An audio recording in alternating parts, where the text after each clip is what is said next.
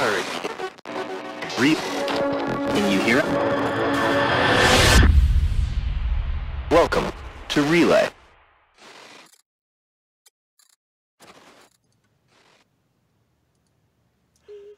Hello! I'm gonna hope this works. It's been a few weeks since I've done one of these, but hello everyone. Once a year, we celebrate the things that bring us all together. Last week, we celebrated Star Citizen, its birth, its ongoing journey, and its search for growth and completion. This week, we celebrate another thing that brings us all together, Shiver. Happy birthday, Shiver. Thank you.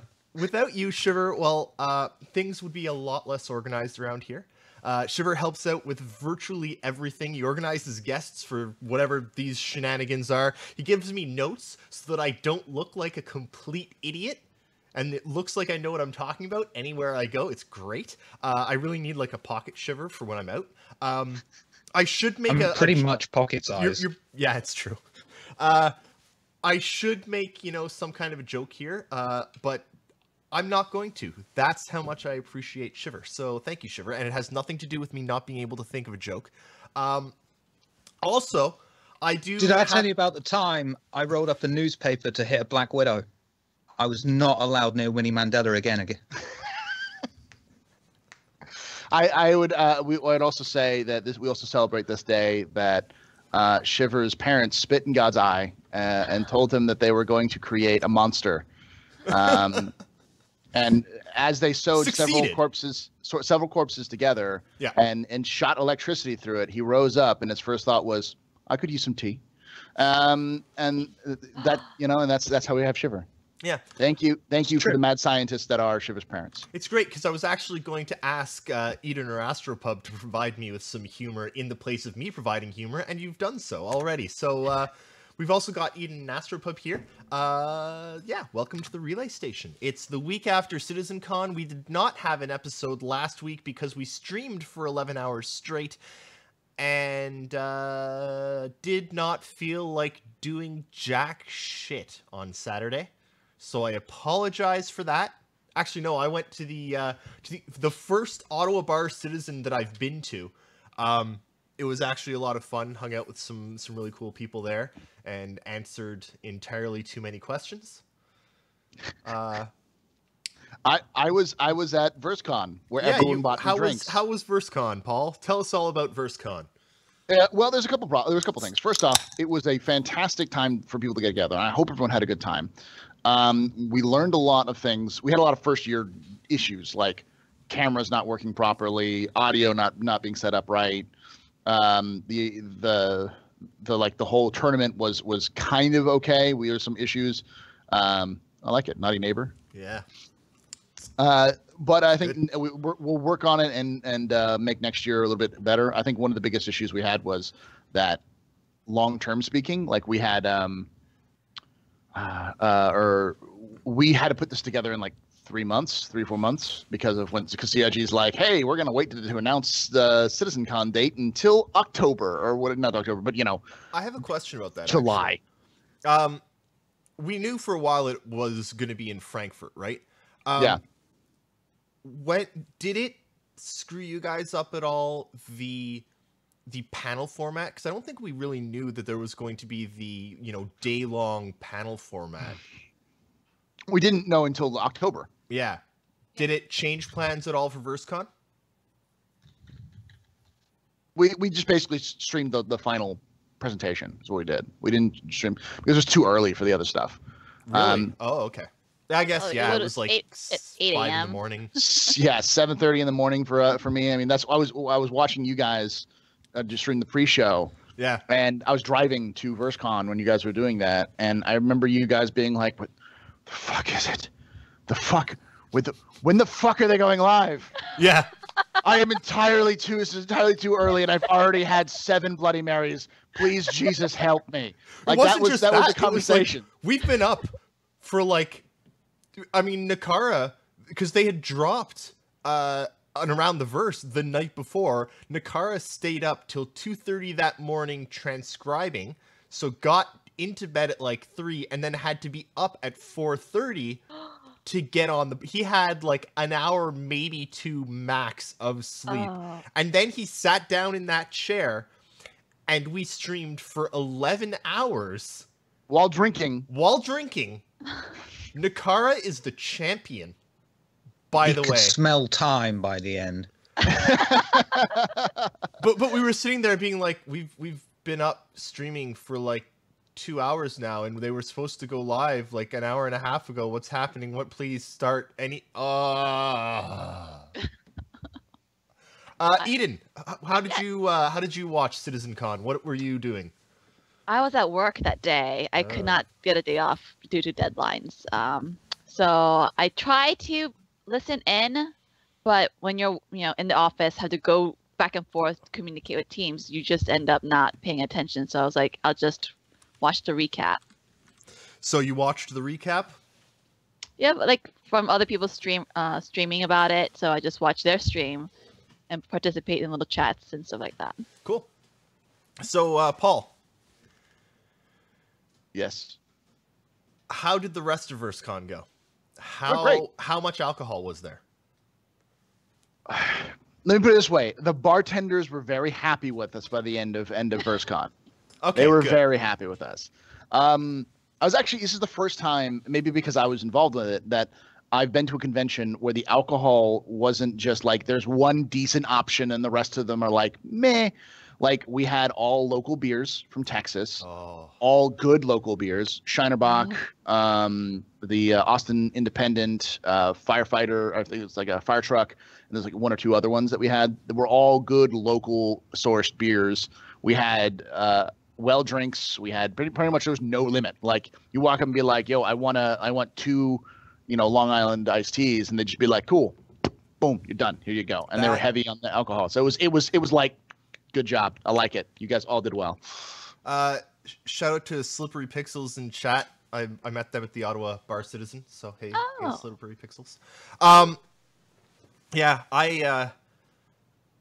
that's kind of the curse with CitizenCon for me is like, and I think we should get into this now rather than later. We'll nerd out a bit later, but last year's was bad.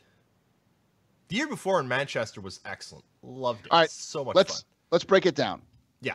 Every year of CitizenCon since the original CitizenCons has been good. Even 2016 was good.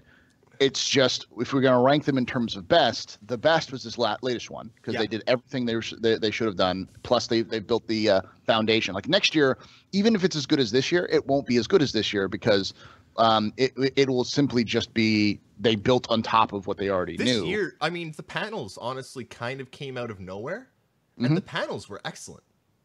There was only one thing this year needed to be absolutely perfect, and that was some sort of ship model in the atrium. I really think they should have had one of those. I think they might have. I don't know. I never really saw it. I couldn't tell if there was one, but I'm just gonna say that the one thing they're missing was a pop-up Astropub with a certain space bartender serving drinks to everybody. I think they were missing some skilled news reporters on the floor to go around and do live interviews with. Do you know any? No. Oh, I know a guy. His name's Dolvac. Oh yeah. No, he's actually supposed to go around with a hair trim kit and just shave people's beards on.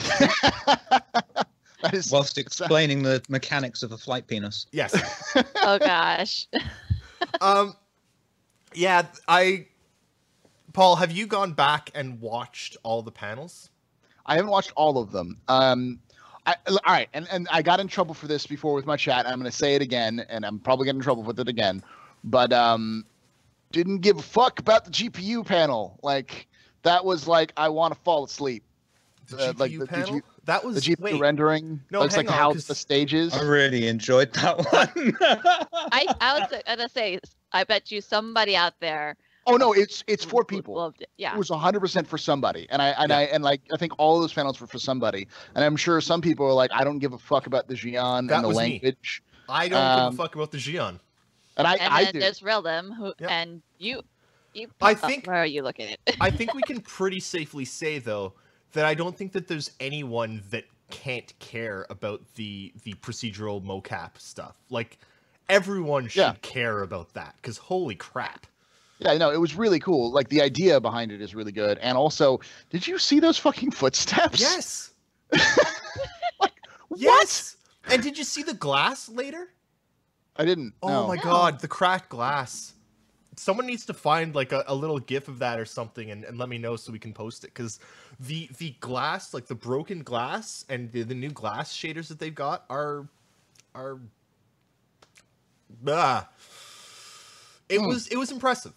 And again, people are talking about the GPU thing again, but I'm just saying the GPU panel was for a specific audience. Yes. That wasn't me. Because when it comes to video games, I'm not that kind of guy who's like, let's see how many passes they've gone through to make this look halfway decent. And Shiver. As much as somebody else would enjoy, there's plenty of people who are like, I wonder how many layers upon layers are there in this one scene. Let's see if this how many what is it called? How many pixels exist? No, it's not pixels. It's polygons. Yeah. I think it's polygons on the shape, and then it's pixels for the texture. Yeah, like how many polygons apparently can we push into one flower?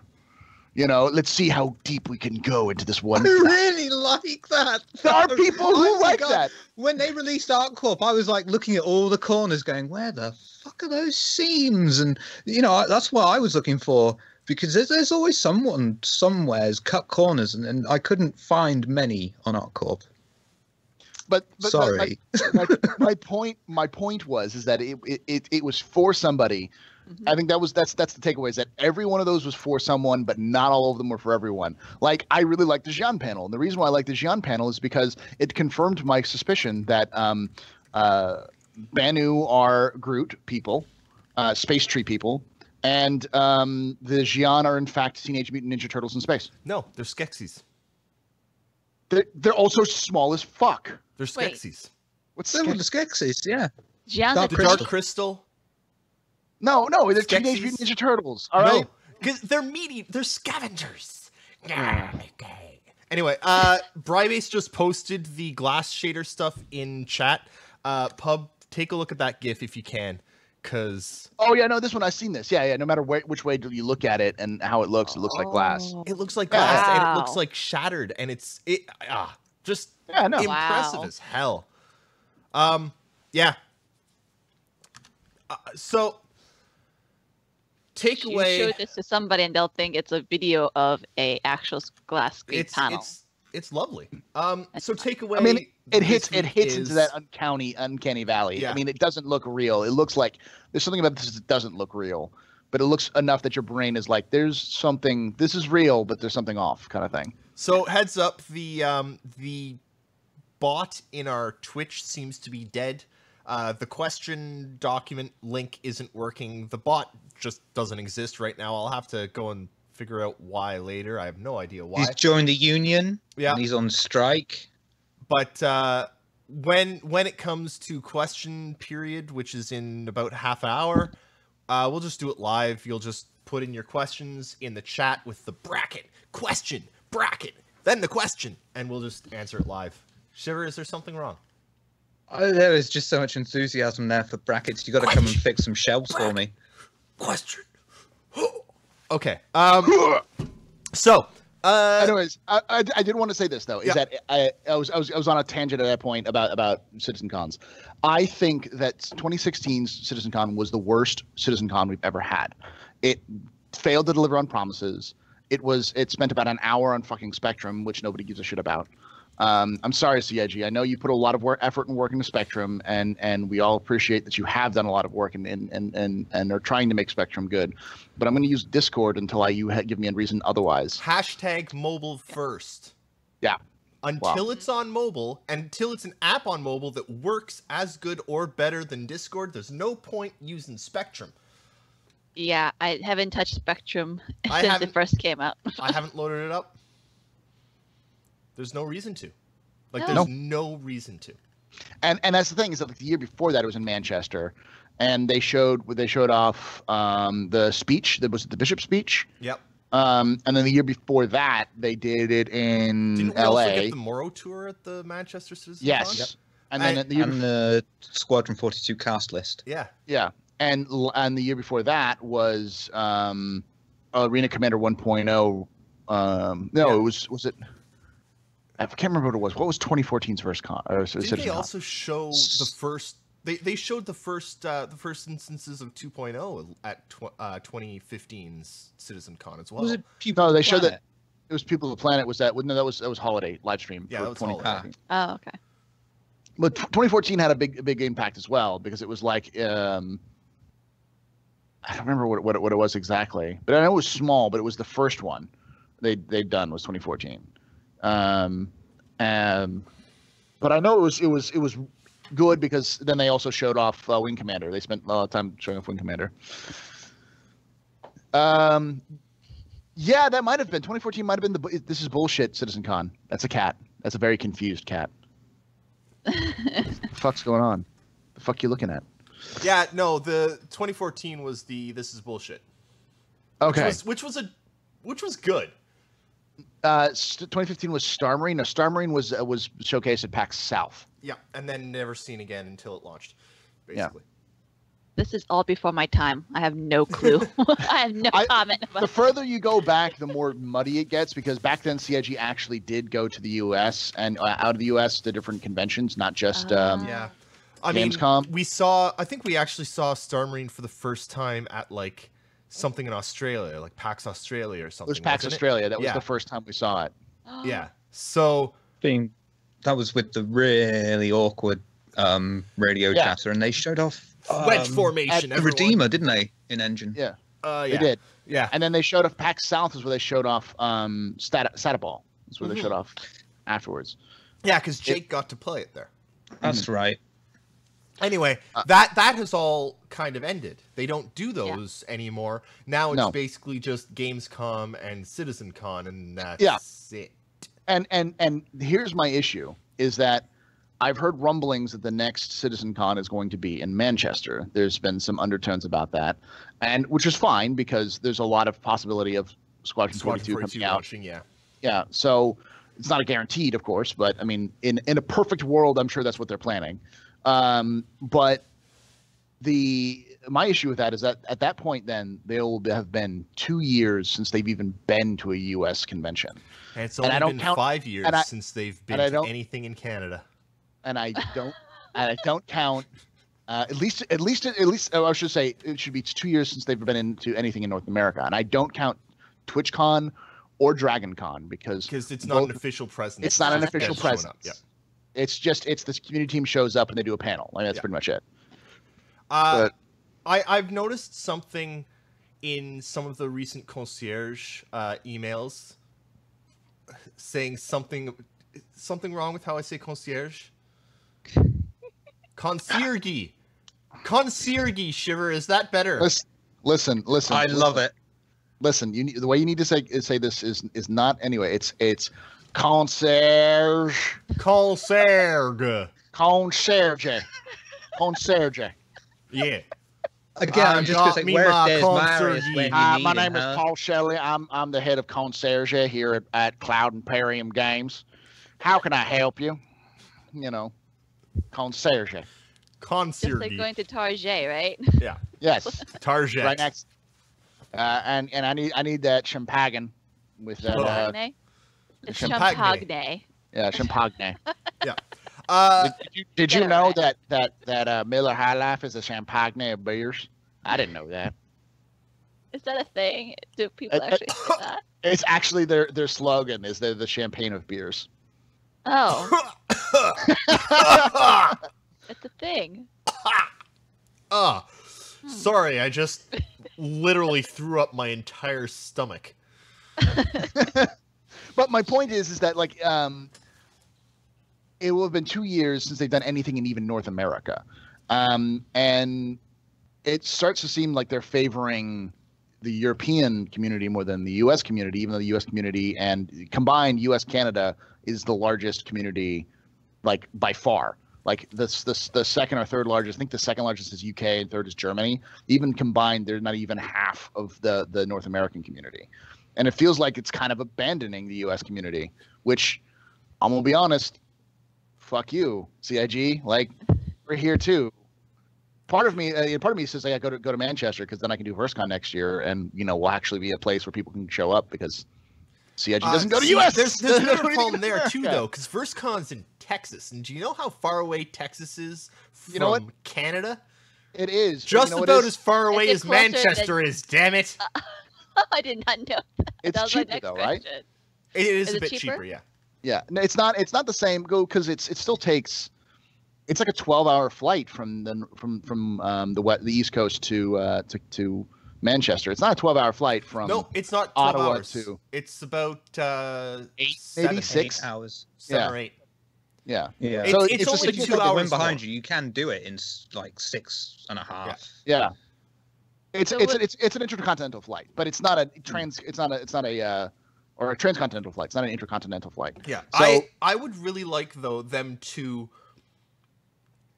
go to other places. Like if they're doing, I mean, Gamescom is in Germany every year. That's great. Gamescom is important. No problems there. If you're gonna have CitizenCon in Manchester, then you know what? Put some of the money from subscribers maybe towards having even just the most modicum of presences at something in North America. PAX East is probably the best one you could do because PAX East is a big convention and it's in the middle. In fairness, if they now talking as someone who actually would in a heartbeat go if it was in Manchester next year, I would prefer they put it in America for you guys and just do the same amount of events and presentations because I want them to work on the game more than presentations. Yeah, that my thought was something similar, like to do multiple conventions. That's resources you're taking and time taking away from the game development to do prep work for Gamescom or other, PAX East. But keep in mind, though, it does take away from game dev time, and it's actually too bad we don't have Nakara with us here today because he could explain this better. This is the time of the year when CIG make the most of their income for the year. It's the convention season between Gamescom, CitizenCon, the holiday live stream. The anniversary sale and the holiday live stream. This is when they make their money. They have to show this shit off. I'm going to quote Nakara and say that they made last year, I think, $20 million of the like 30 or 40 million they made in between September and December. Yeah. That's like they make most of their money at the end of the year. Every company does that because it's holiday season and everything. But at the same time, that's a huge deal. And a lot of these things are being broadcast to people who don't know about the game. And so they pick it up because either free flights or other reasons. So it's a valuable marketing tool to do these as much as it is anything else. I think I've seen better coverage this year after CitizenCon than just about any other year. Like the coverage of CitizenCon and the tech that they showed off has been really good. Like people are genuinely kind of blown away by the city stuff. Like it is impressive shit, and it looks good for Star Citizen, right? Like yeah. So, but I mean, my point being that the point being was that I think if it continues this direction, you're going to see not disgruntled. I'm already disgruntled. Quite frankly, you're always disgruntled. Well, I mean, me and Eris are a bit salty because we went to 2016 CitizenCon, and one of the things you were there too, right? Yeah. Yeah. So we were there, and up until that point, every year they got something. They got like a buggy skin, or they got a little swag bag, or there's always some kind of goodies that they gave out. In CitizenCon 2016, we got a fucking brochure. Yeah. That was it. We And got a then pin. and then this year And we they're got a giving pin, away but- 150, $600 graphics Dollar cards. graphics cards. Was And there every no, and not even a and- goodie bag last year. no, No. and also everybody got 2 guns. Like Yeah. That was it's $5, but you know what? At the end of the day, my point of that is like you fucked over the U.S. the last time you did this, and now you're probably not even come back to the U.S. for another 2. Uh-oh. Did we... Uh-oh. Paul? Oh, Oh, okay. Cool. You froze for a minute on my end. It's all good. Oh, Yeah, it's unfortunate. yeah. But I think we know how we feel about that. Yeah. I think we should move on now a little bit to what was actually really good. Hey, about- yes, Vanden, I'm going to be a pressure snowflake. The reason why I'm going to be a pressure snowflake about that is because, to be fair, it's literally was expected because between 2013 and 2015, they'd done that every year. Yeah. 2016, they didn't do it, and we got a shit presentation. So I'm gonna spend my time that I spent my money driving down to LA, and other people flew down there. Tons of people. And spent money on a hotel, and all I got was a pin, a lanyard, and a brochure. Well, you know what? For me, I had a good time. It's I had a not good time. about what I got, right? Yeah. I don't care about the merch and stuff that you get. It was that it wasn't as You know what? organized. it wasn't well organized, and you know what? This year, when there wasn't going to be Squadron 42, they gave us a month's notice. Yep, Last year, they gave us a couple hours. Yeah. That was not a good idea. it was bad. It genuinely hurt. Like it. Now, But- briefly touching on that, they really are, as much as they've ever done before, hyping up previewing Squadron 42 Yes. on the holiday live stream. They've even mentioned it in the newsletter last night. Do you It's think? done. I mean, there's It's done. potential there for backfire if it can't be I shown. want to put in my prediction for what we might see at the holiday live stream. This is something that I was hyping on the base last night because I was doing the news over on the Faux Friday night show with Mr. Shiver Bathory, and Fast Cart was there, and Silence, and some other people, and I don't remember who. Some other people. Nitro and Routine. Nitro. The rest, Nitro. the And rest of Rudy. you Yeah. don't matter. Nitro Rudy, you don't matter to Eris. He is too high right now. I love Nitro. Nitro's great. Anyway, so here's what I'm thinking for the holiday live stream. We are going to see some Squadron 42. We're also going to get the Squadron 42 schedule of like, here's when they hope to have it out, and that's going to be great to see. But I don't think the focus on the holiday live stream is going to be Squadron 42 as much as it's going to be Subsumption. Now, I could be wrong. I haven't had the time to do full research into this, but I seem to remember Tony Zurvek saying that he wasn't going to shave his hair until Subsumption was done.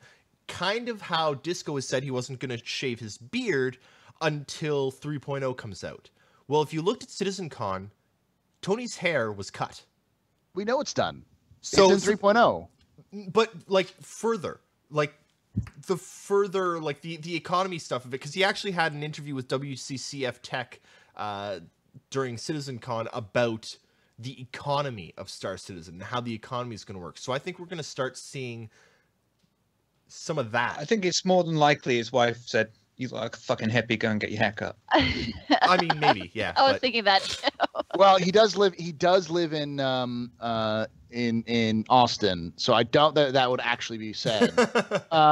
Because it's keep Austin weird. But at the same time, I could definitely see that. Well, no, it still doesn't make a lot of sense because this is the coldest part of the year for Texas.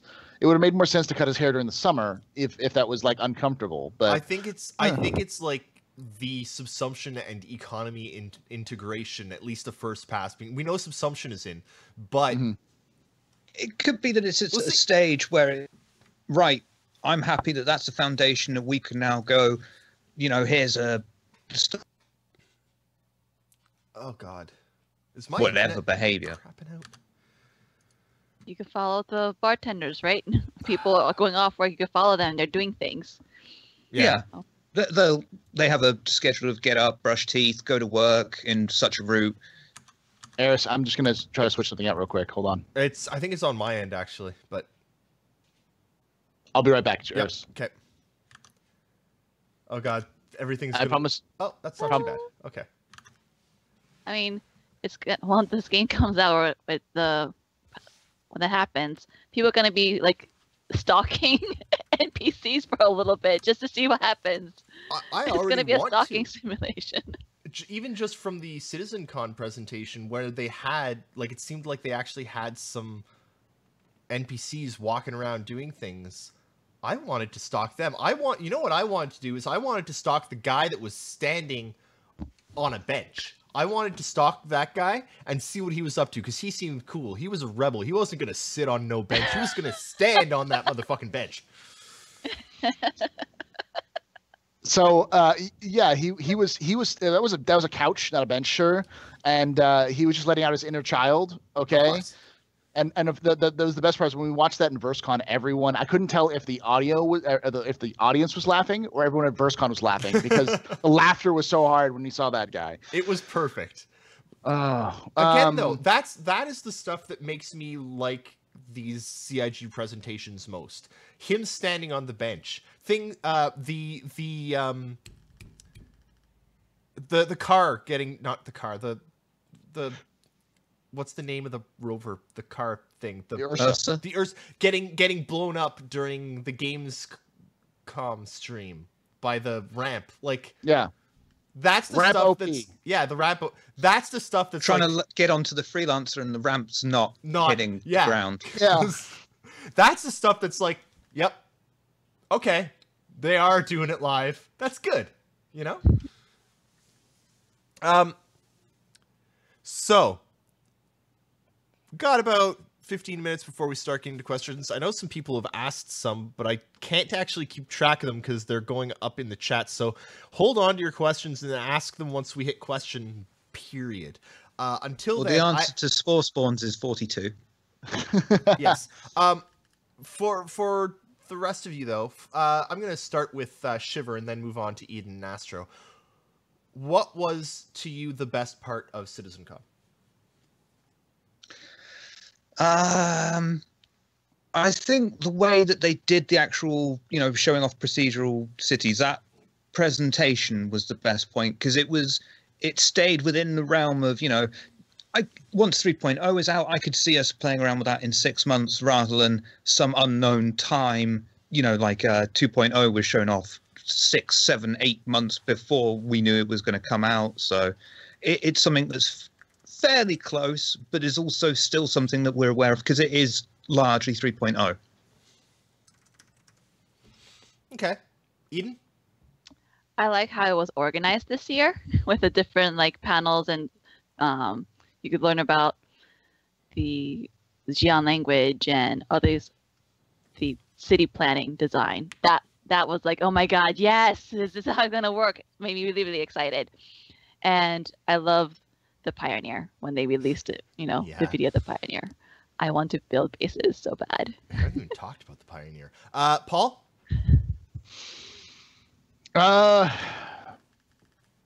Can all right, this is gonna sound weird, but nothing went wrong. Yeah. It was an hour. Yeah. It was an hour behind, but you know what? They had the convention area open so people could mill around there for an hour rather than sitting out in the hot sun for 2 hours and trying to. I'm not bitter about 2016. I'm not bitter at all about it. About that. No. I was going to say hot sun, Germany, October. Yeah. Yeah. Yeah. I can remember sitting out front of that convention center and Dolvac literally dying for hours. He was literally dying. I bet he was very gracious and quiet when he did that. He seems the sort. He actually was extremely quiet. Oh, really? Yeah. Mm-hmm. That's when you should get worried. Yeah, we were worried. Batgirl came by hey, you need to get medication or something. Yeah. You can't just lie down here. Yeah.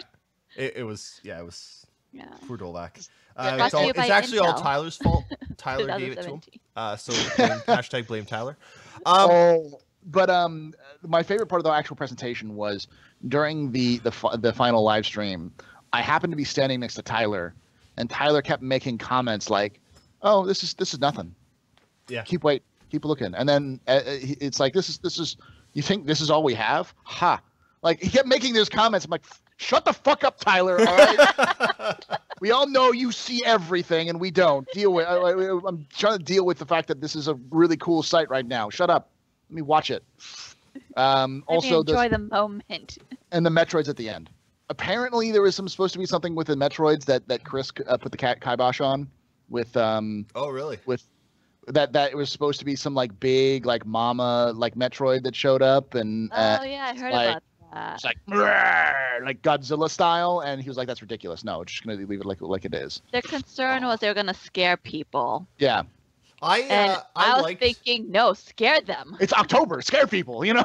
Most of them were okay, and I liked the one that was sitting right in the middle, just spazzing really quickly back and forth. You can only just catch it at the very end. But there's one of them that's just sitting in the middle going.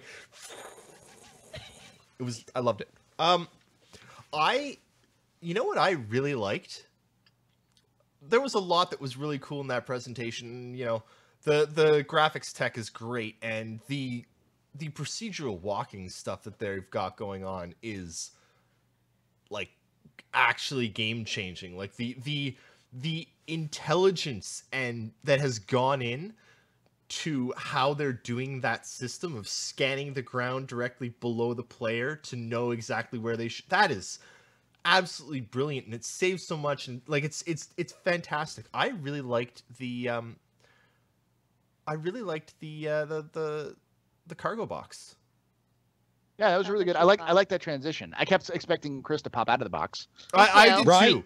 Yeah. I really wish they had like raised him from out of the box, going, What? Poof. Happy birthday, Star Citizen!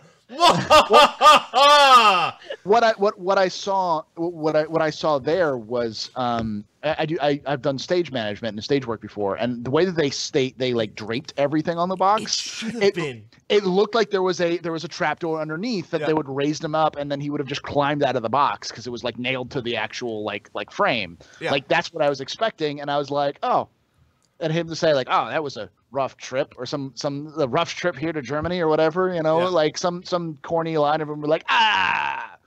So what I'm trying to say is, if you have a box on screen next time for any event, CIG, climb out of it. Yeah. You know. Next question, before we get to questions, what disappointed you most? Shiver? You know the answer to that. I do know the answer.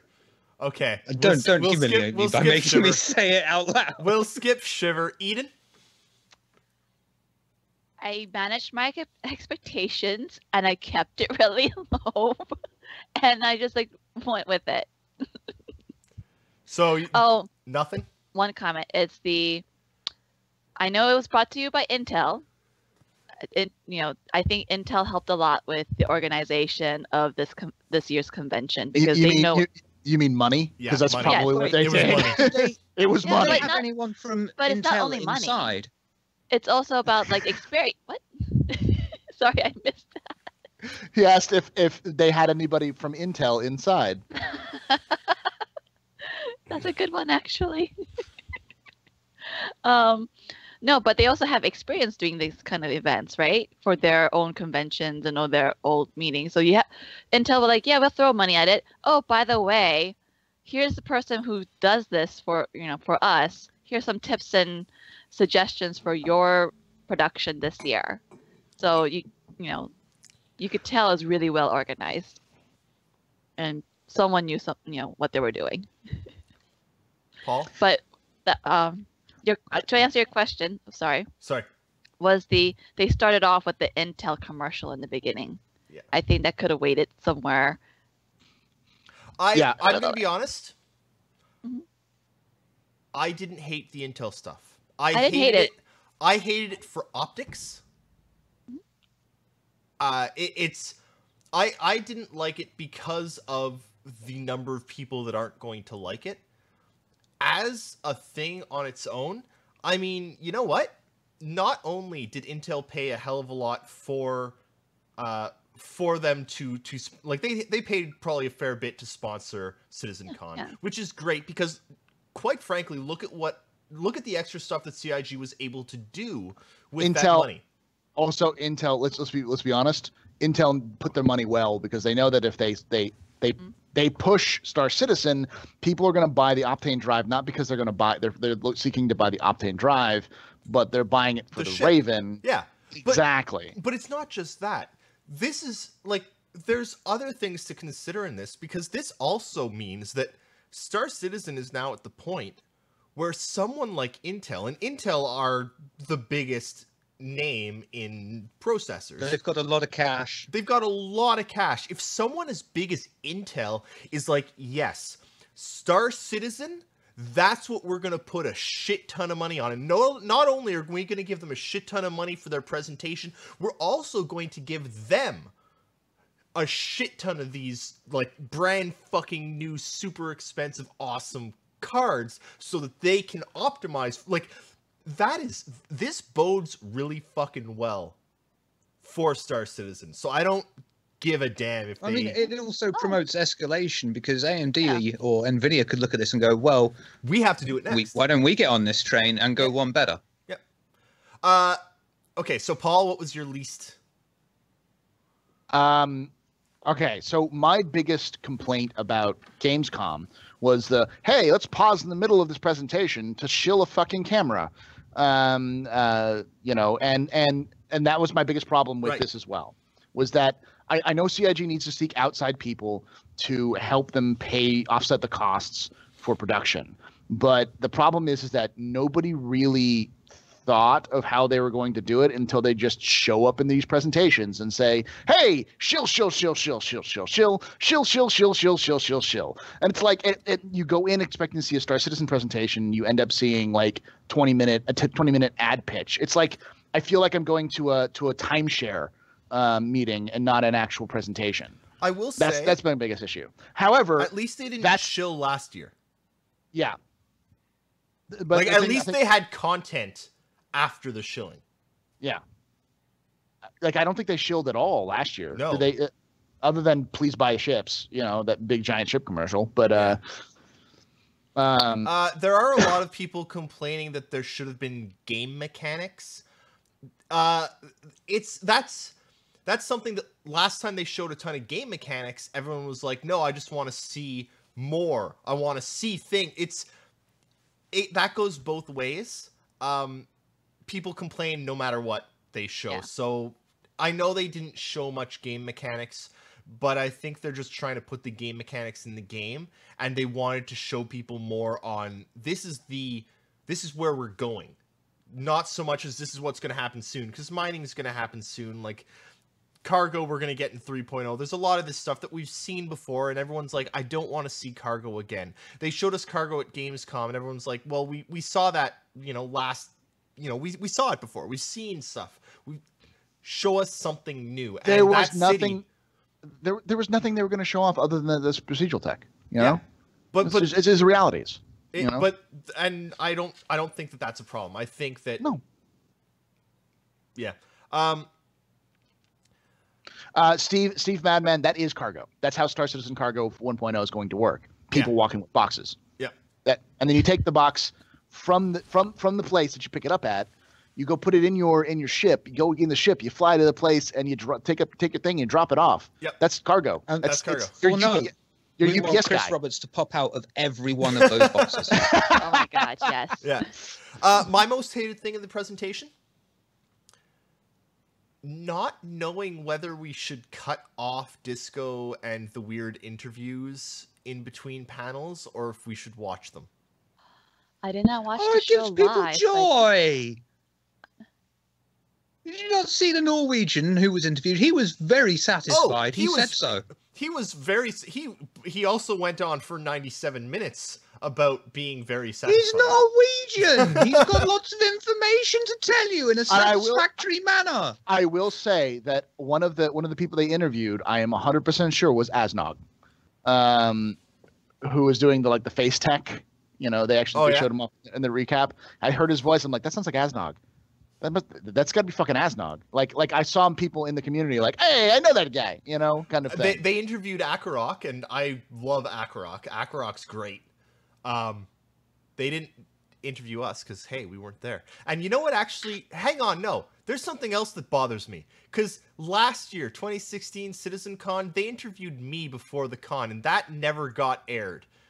I didn't get interviewed at all. I managed. Tyler, I'm looking at you, Tyler. We're not bitter at all about 2016 or anything. Ah, okay. We're going to continue being bitter, and while we continue being bitter, send us your questions. Our question document is down because our bot is dead, because I'm sure Jake did something to it, because it's all Jake's fault. You blame him for everything, too. I'm glad I'm in good company. Of course. While we don't have a bot, just put your question in chat with questioning around it. While I wait for some of those, I'm going to scroll up and find the first question I can find in the chat when I see something with question in it, if I can find one. The first question that I saw was actually... Spore Spawn asks, how many things does Subsumption touch? I know missions, animation, NPCs, and economy. Subsumption touches everything? Reputation. Everything? Yeah. Ship Yeah. systems. Everything. Doesn't do anything with the ship systems. Anything with an NPC. Yeah. Well, yeah, but even ship systems to a degree, because eventually you'll have NPCs, and Subsumption will have to touch that as well.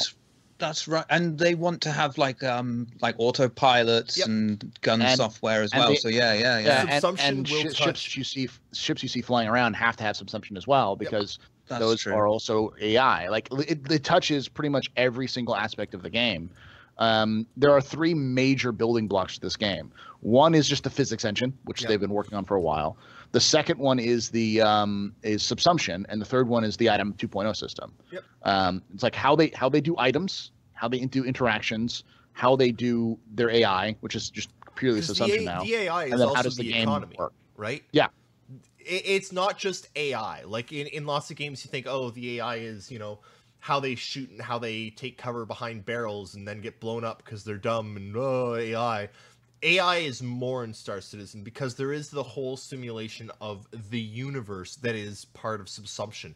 It's lots of the gameplay in Star Citizen is supposed to come from, okay, so there's a factory on Mars and it's out of iron. So a mission is created to take iron from Jupiter to Mars, and there's a hull that goes to Jupiter and picks up the iron and heads out, and then while that hull is heading out, it's also got a mission that's created to protect it, and then there's missions that are created to destroy it, and then it gets destroyed because the protectors aren't good enough and the pirates are better. So the pirates loot that iron and then they go and sell it somewhere else. And at the same time, there's reclaiming missions and rescue missions that are created to go and rescue the hull people and then salvage the broken hull. And then that creates a requirement on Mars to build a new hull because that hull had insurance. So now, guess what? Mars needs more iron to build a new hull and another mission for iron to go. Like, it's everything happens from the economy, and that's all Subsumption. I feel like I need to do a Neil deGrasse Tyson and explain how Jupiter is a gas giant and Mars is literally made out of mostly iron. But I'm not going to. I'm not going to because Neil deGrasse Tyson crushes dreams. That's what he does. He does. I'm going to scroll down in a second here, but Brybase had a question that I found. I loved Ivo's work on the Leg IK at CitizenCon. Do you think that this might mean a return of the mag boots for the game? Perhaps this kind of approach might have implications for push-pull as well? Push-pull is dead. Mag boots are dead. They're not going to, like, we'll see it maybe worked on again after the 1.0. It just, there's no point. I think we might see mag boots. I don't know. Have you seen the show Expanse? Yeah. Yeah.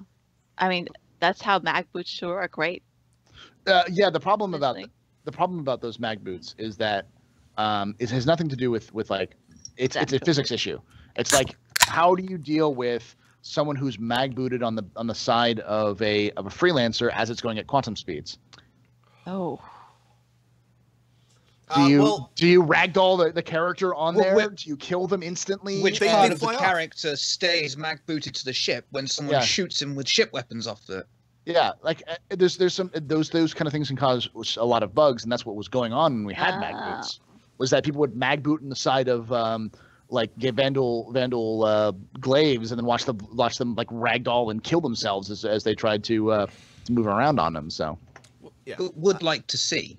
And in it's not so much the technological thing holding them back, as you say. It's a gameplay thing, really. If they can get over those hurdles at some point, then maybe. I think we might see them before like 1.0. I don't think we're going to see them in the next few patches, but no. I can see mag boots actually making a pretty big difference. A long time ago, they had said that breaching of ships would only be possible through specific entry points, and they'd be building entry points on all the ships. And then they created the new tech, the new damage tech, and with that new damage tech, you can kind of go in through other places in a ship. It's still breach points though. It's still breach points, but there's more, right? Yeah. And I can't even remember who said this a long time ago, but there was some mention that stealth was needed, and not just ship stealth, but like character stealth was needed for stuff in Squadron 42, which always made me think mag boots, like landing on the side of a Vandal ship and walking to a point where you breach. I mean, I could see that being maybe not in Squadron 42 Episode 1, but maybe in Episode 2. Like, I can see it as something that they want in. Rock and Anchor asks, 3.0 equals Crusaders Moons. 4.0 equals Planets with Landing Zones. How long after 3.0 will we get those? Is it going to take 18 months? No. 4.0 equals new systems. Yeah. 3.1 equals Planets with Landing Zones. Yeah. We'll probably have Arc Core and Hurston in 3.1. Like, don't underestimate like this the stuff that they've showed off is not stuff that they just finished yesterday and they're putting it out there. The stuff they showed off at CitizenCon is stuff they've been finished for a while. The team that made that the procedural cities tech is the same team that did procedural cities in CryEngine in like 2010. 2009. 2009. Thank you. 2009 they developed in CryEngine a completely procedurally generated city where you could go into every single apartment building, search through the entire apartments. It was all randomly generated, and you could destroy it. 2009. Yeah. Oh. And the team who did that works for Star Citizen now. They're the ones who built this. Just on that kind of, they work for Star Citizen now. Runic has shut down. They made Hob and Torchlight and a whole bunch of other really good shit. Best of luck to all their devs, because sucks trying to find a new job in the game industry. So hopefully they find good places. Well, it's always sad when that happens. The one thing that I've learned about the game industry is that the game industry is incestuous shit. So they'll probably find a job pretty quickly. Oh yeah, if they really need one. Yeah. So Brybase asks, Jeremiah Lee told us in the chat at the end of Relay's stream that the half of the box video at CitCon was missing. Any speculations as to why? Yeah, they were going to have Chris Roberts pop out, but they couldn't get it working. No, I was going to say they couldn't find a white dress in his size for him to sing Happy Birthday in. Who here has seen Lord of War? No. No. You haven't seen Lord of War? I haven't, actually. It's an homage to the opening of Lord of War. In Lord of War, it starts off in Soviet Russia in the 1970s or 80s with a bullet. It shows the life of a bullet going from manufacturing, inspection, packaging, then it's like put into like storage, and then it's opened up, and then it's shipped to Africa, and then it's sold to warlords, and then the bullets are given to like soldiers, and the soldiers are loading the good bullets in, and then it shows the bullet from there all the way to shooting a kid in Africa. That's really appropriate, because didn't Chris Roberts? Chris Roberts was a producer on that. Produced Lord of War, yeah. Yeah, so it's like the second I saw that, this is Lord of War. It's essentially the life of a box. It's the same concept, and so more than likely the box was to be found by pirates. It was to be opened up, or even before. Like maybe Yeah. we missed not the second half. Maybe we missed the It's first, the first half of the box being loaded and Yeah. then carried into the ship and placed in the ship, and the ship maybe we missed the first half and they decided to only go with the more exciting half of the box thing. Mhm. Yeah, it I was think that's cut for probably time, very likely. essentially. Yeah, it's probably just cut for time. And also to cut the time. Yeah. Yeah. They already started an hour late. Yeah. Let's not pretend. Someone's like, oh, this was one of the last good. It wasn't a good movie. It was a functional movie, and it was a cool movie for the kind of stuff they did. But it wasn't a good movie. Let's not Keep in mind, it was Nick Cage. Nicolas Cage doesn't make good movies. Oh, Nicolas once in a Cage while he makes does. Nicolas Cage movies. Yeah. Face Off. I don't know what movie there was Nick Cage in that was good. See, you're having a hard time yourself finding it. Matchstick No, Man? Does that count? I mean, Matchstick Man wasn't even that good. It was a functional movie for what it was. Like he does functional Con Air? movies. Was he in Con Air? oh Yeah, wait, no, yeah. hang on. He was in Kick-Ass. Was he? Oh, He was the yeah. dad in Kick-Ass. You're right. But he wasn't the main star. No, but he was in Kick-Ass, and Kick-Ass was Kick-Ass. Yeah. He also he did The Rock and Con Air, which were both. Yeah. Who did those movies? Let's remember who the director of those movies were. Oh. Explosion. It was Michael Bay. Michael Bay. Wait, was it? Yeah, but Michael Bay did both those movies. Before the No, explosions got Con really Air is bad. Simon West. Was it Simon West? Yeah. The Rock was Michael Bay. Where's The Rock? Why is The Rock not on this list? I don't know, Oh, but there he it is. can smell what you're cooking. Yeah, The Rock was Michael Bay. Moonstruck. I Okay, have no sorry, idea we're getting slightly off topic here. Anyways, my National Treasure was terrible.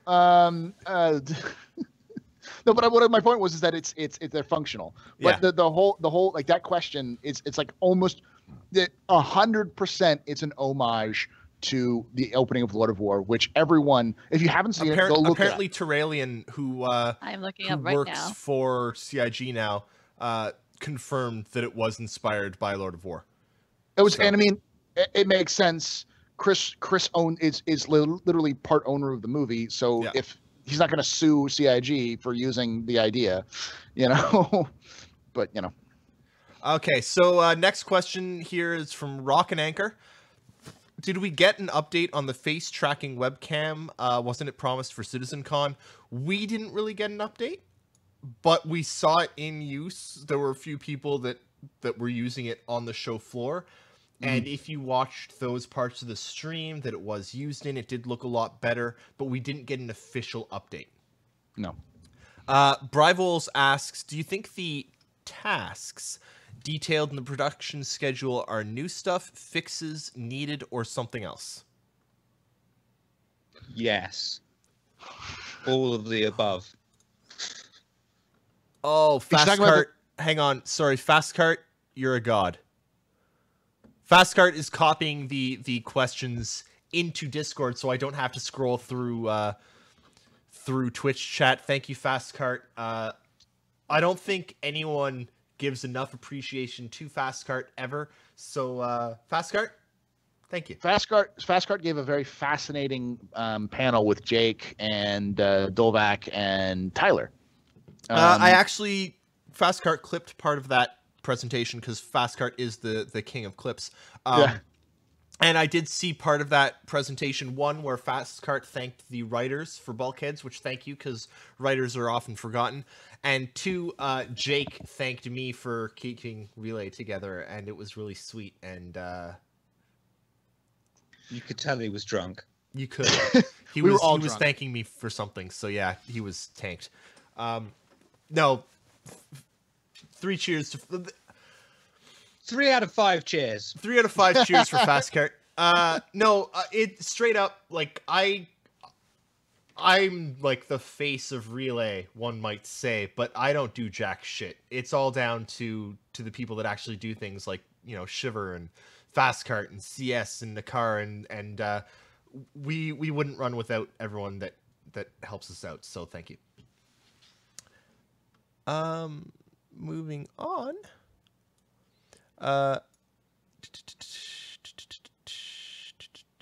Anyways, what I was going to say, if you haven't seen the opening of Lord of War, go on YouTube and watch it. It is probably one of the best openings, like credit sequences I have ever seen in terms of a very ingenious use of CG. It's great.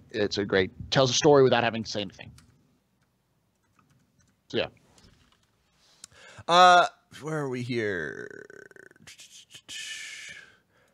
I think it's Fastcart asking the question. That's it. Fastcart's asking, how long do you think CIG will stick with date-driven content releases versus content-driven releases this time? They've tried it before, but it didn't last long. This is a good question. I think they've already dropped. They like by the time they finished that question, that statement, they were wrong. They're already not going to stick with it. None of us believe this. I believe they can. Oh, God damn it. Why? Okay, so here's the thing. Eris, you're in an abusive relationship. Stop going back. Stop. No, don't do it. Mrs. Harley Eris that Quinn, way. isn't he? Yeah, he is. Stop. Yeah. Why do you believe them? They say everything that they will make it better, baby, next time, and Eris fucking believes them every single time. Here's the thing. And I know that it's waiting for 3.0, right? 3.0 is a problem. But after 3.0, I do honestly believe that they could do it. They're going to have to stick to it, but I really do believe that they can. I don't think anyone doubts that they can. I think okay, sorry.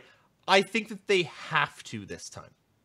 No, they have to, and I don't think they will, because here's the problem, and it has nothing to do with CIG as a company, and has everything to do with the nature of live development.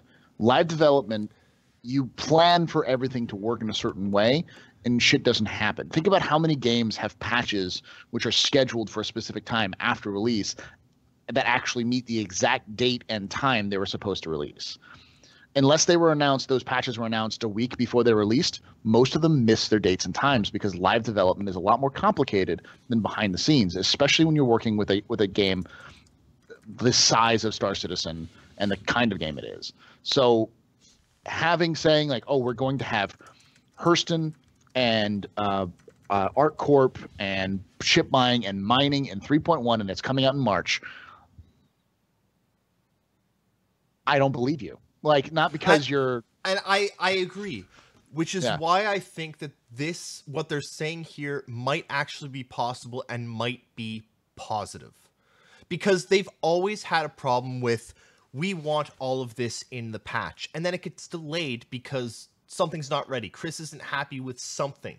What they're saying here is, we know that we've always had a problem with that. And what we're doing is we are no longer going to say, this patch needs to contain this. 3.0 needs to contain 3.0 because it needs item system, it needs subsumption, it needs all these things. After that, last year, they gave us those slides, and those slides said mining 3.1. Well, when it comes to quarter one, Q1 next year, so what? April? So April 1st next year. When it comes to April next year, mining's not done. They patch it anyway, but they don't include mining. And if all they have ready is like a new moon and maybe a planet and some ships, then that's all that fucking makes it in. But they patch. The idea here is it doesn't, whatever, we're not going to hold it back because we're missing something. We are going to give you whatever we have. Now, if they stick to that, this is how they should do it. And I really think that they can. They just have to stick to it. It's important that they stick to it because this is something that we need. If that's the case, then they need to stop giving us confirmations for things that are in patches. Just say, they hey, do. we will have a patch in 3.1. It will come out in April. Give us confirmation of what's going to be in it like 2 weeks before when they've confirmed what's going to be in it. Yeah. And I'm completely okay with that. It is really feasible with the Delta Patcher, with everything that they've been working on. The Delta Patcher is not a hand-touched God device. All that the Delta Patcher is, it will allow you to patch things faster. We've all seen Delta patchers. They work on every single game other than Star Citizen. Even the Star Citizen patcher, even the current 2.6 patcher is a Delta patcher. The problem is the pack file reading. Yes. So all that it's going to do is say, hey, we're going to update the small files that have changed. The issue with that is that you still have to go through QA. You still have to go through bug fixing and management, and you're still going to have to go through Evocati. You're still going to have to go through PTU and then a release. And that's going to take time. So it's not going to speed up patch development. What will speed up patch development is what you said, which is like the fact that the base is working, but we don't know how much of the base will be fully functional in 3.0.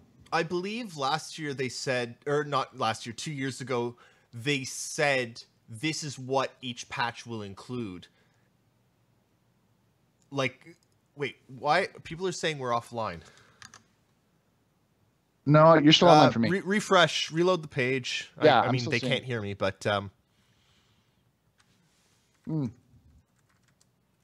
been online. Like, I didn't see us going offline at all. Yeah, that's a weird error on Twitch's part. Sorry, everyone. So...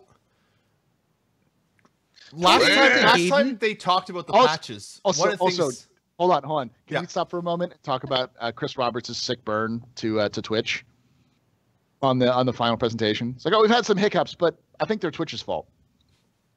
It was just like, oh, damn, son. That's not how you get Twitch to work with you.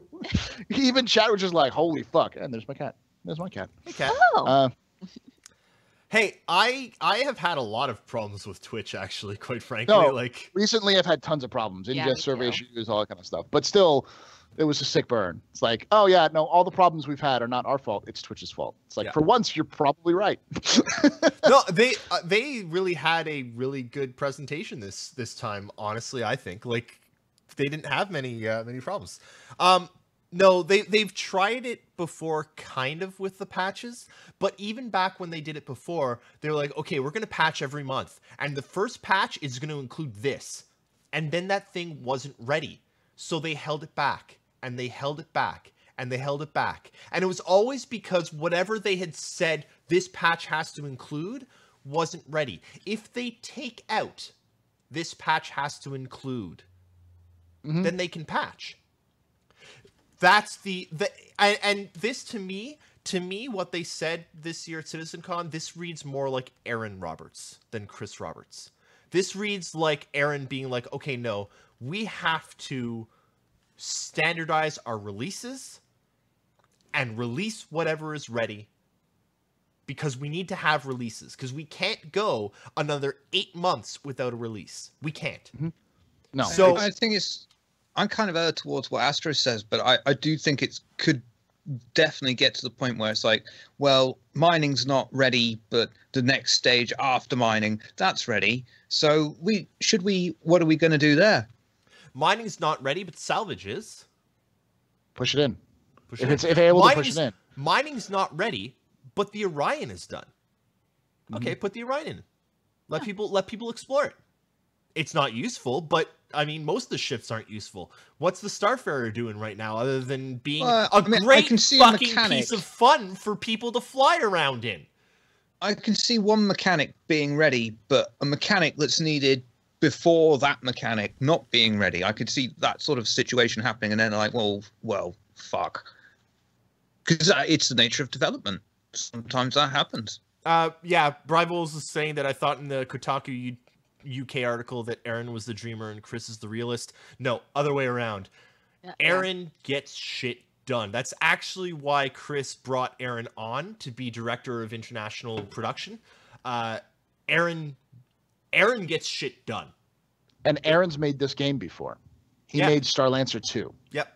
And Aaron has the power to say no to his brother. It's true. Aaron is basically the only person that can be like, no, Chris, he also has the most recent experience because he made all of the Lego games. And the Lego games, whether you like them or not, are objectively great games. Until he left, the Lego games were really good games. Yeah. And then when he left, they got shit real quick. But he left to do Star Citizen. So yes.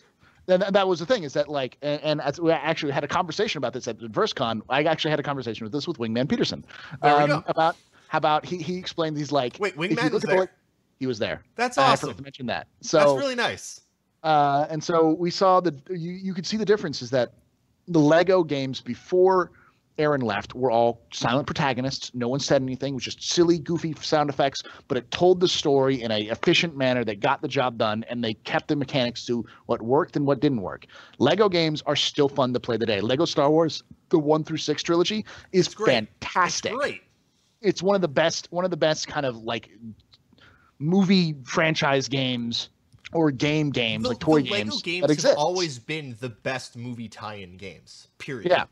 And that's because Aaron Roberts had a team of people who'd been working with him since he worked on Starlancer. Yeah. These are the people who've been working consistently and they have good stuff. So when Chris Roberts brought him on board, essentially he's saying, we're bringing on the best people whom we have available who know how the industry works and have worked on modern video games.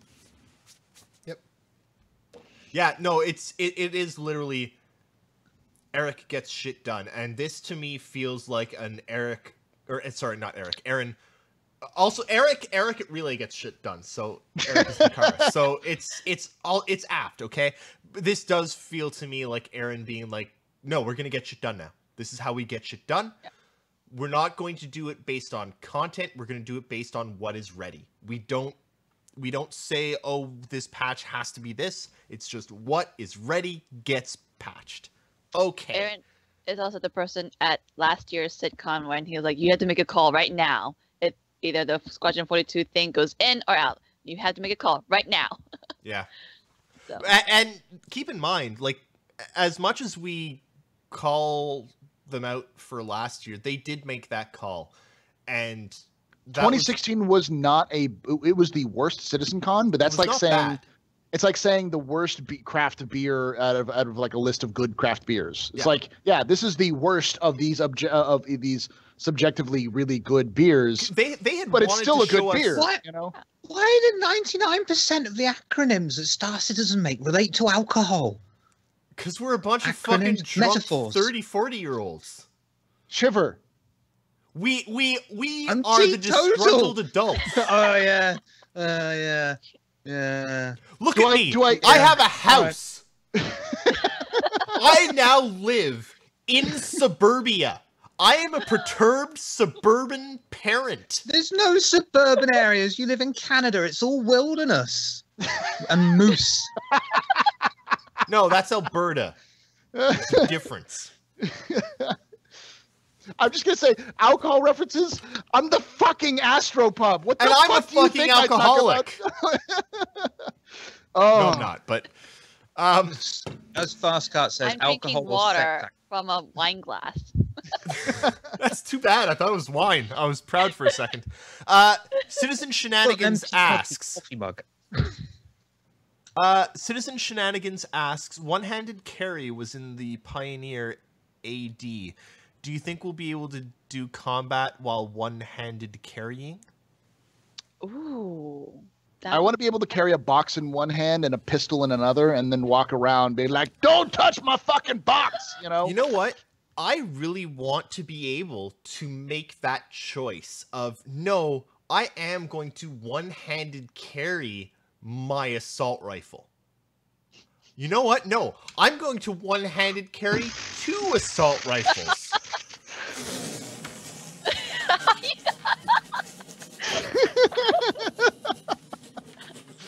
Would that be played by dual joystick? But it's my choice! I mean, let's be honest. If someone was standing in a small hallway in Star Citizen with two assault rifles pointed straight at me, I'm like, he's probably not going to hit me, but that spray is going to hit anything in that hallway. So I'm going to get behind cover really quickly. Exactly. Could you not have like a laser pistol? Because I would imagine they're not going to put much, if any, recoil on the laser weapons, just to reduce damage. So maybe a one-handed laser pistol. As opposed to a two-handed laser pistol. Well, I mean, I think Shiver has to handle his laser pistol two-handed just because of how big it is. But oh God, I had to do it. I know. Gun It references. was appropriate. But No, I do think that handling things one-handed makes sense, only if you can also make have the ability to use other things like boxes or those kind of things as melee weapons or as weapons that you can You know or what things I really like use, in like Destiny block. 2? What's that? Every once in a while, they have segments where, like, you have to pick up an orb and then put the orb in another thing to do something. But you pick up the orb, and when you pick it up, you're almost more powerful than you were with a gun, because you can run at enemies and then basically punch them with the orb. With the orb, yeah.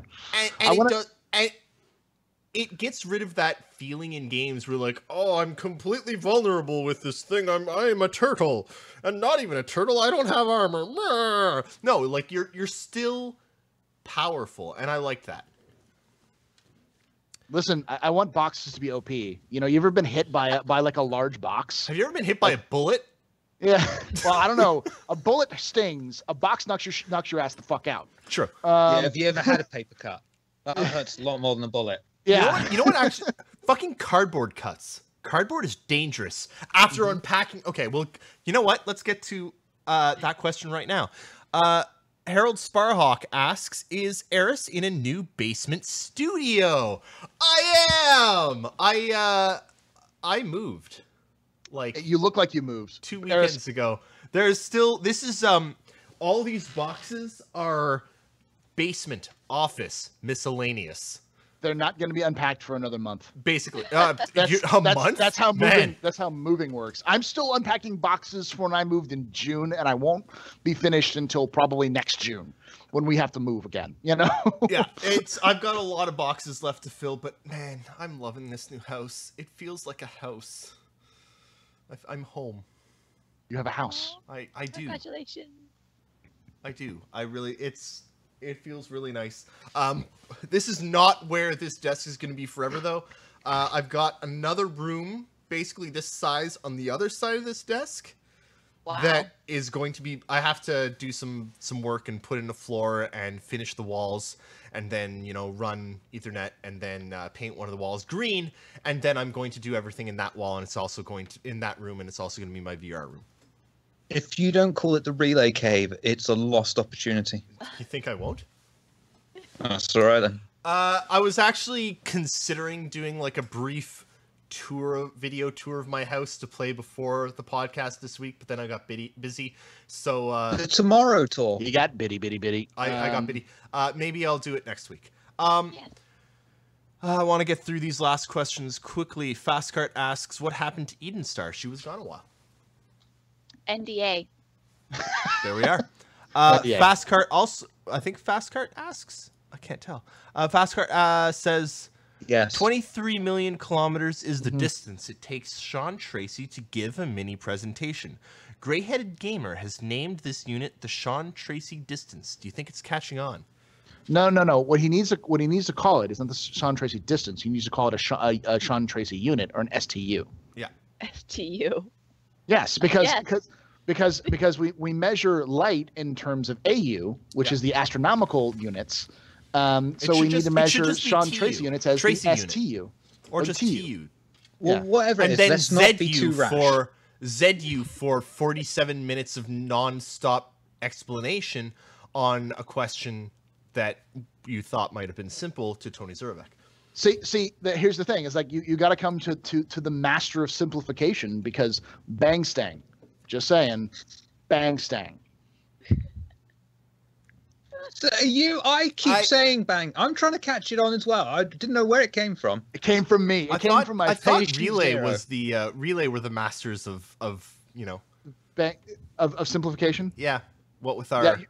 our weekly, you know, TLDRs of all of the content one you that we're can not find doing over this week. on relay.sc. Yeah, there is none this week because ATV this week was literally just a recap of last week. And last week's was 20 minutes long because we had CitizenCon. Yeah, so CitizenCon has provided us with the opportunity to take a slight break from the madness that is the average life of a relay transcriber. So yeah. On that note, as you can tell, I've moved.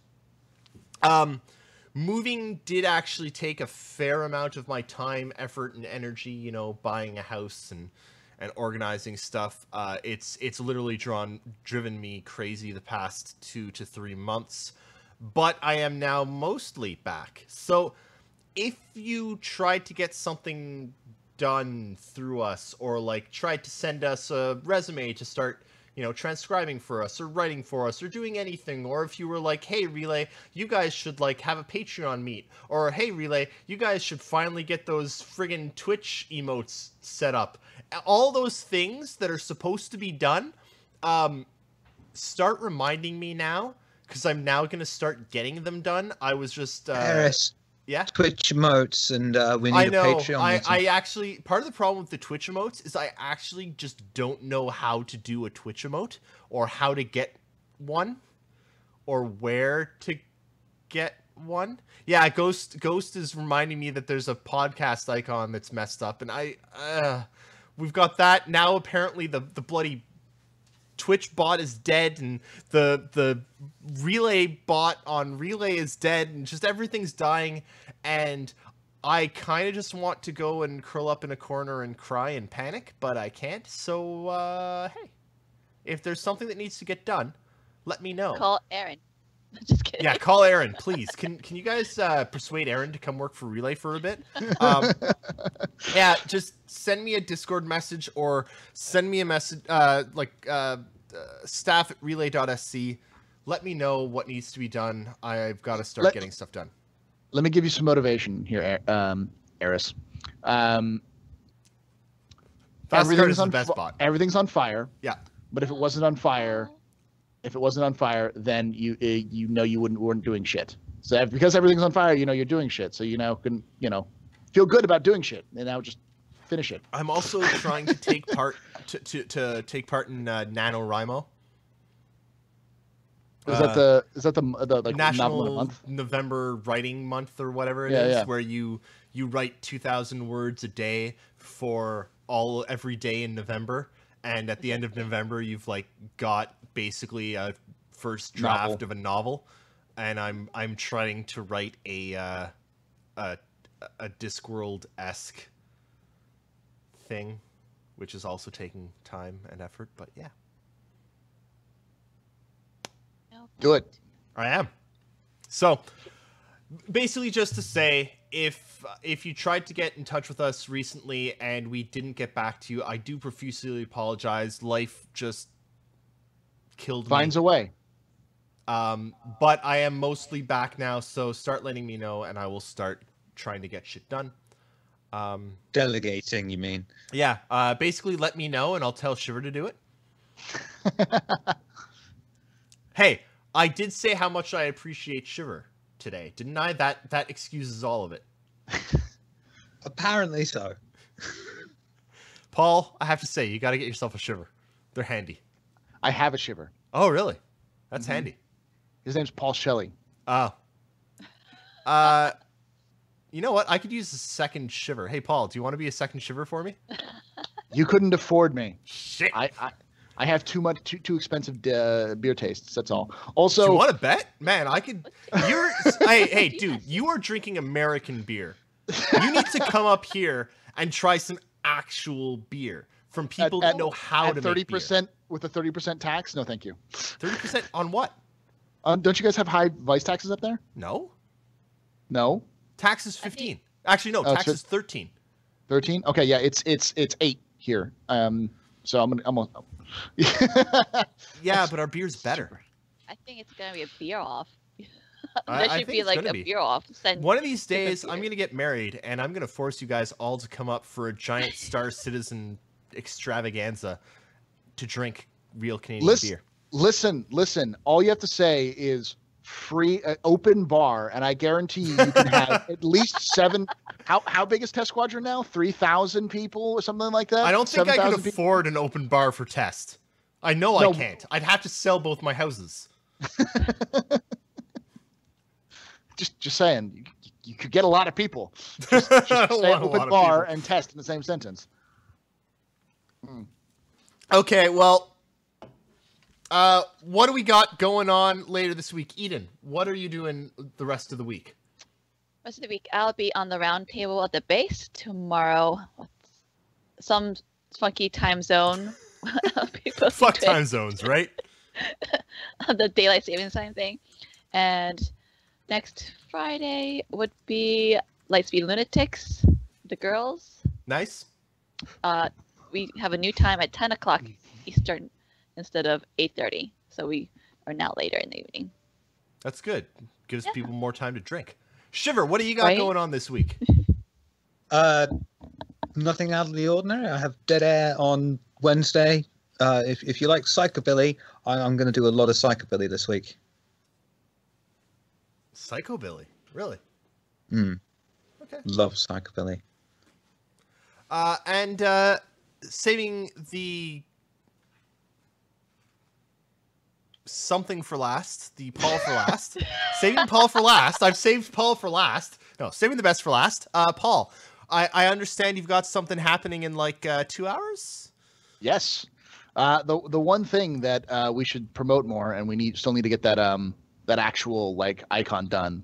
But welcome, ladies and gentlemen. This has been the first part of the PodSat Saturdays, where myself, Relay, and Grey-Headed Gamer get together to give you a full day of Star Citizen podcasts. And a great excuse for liver poisoning.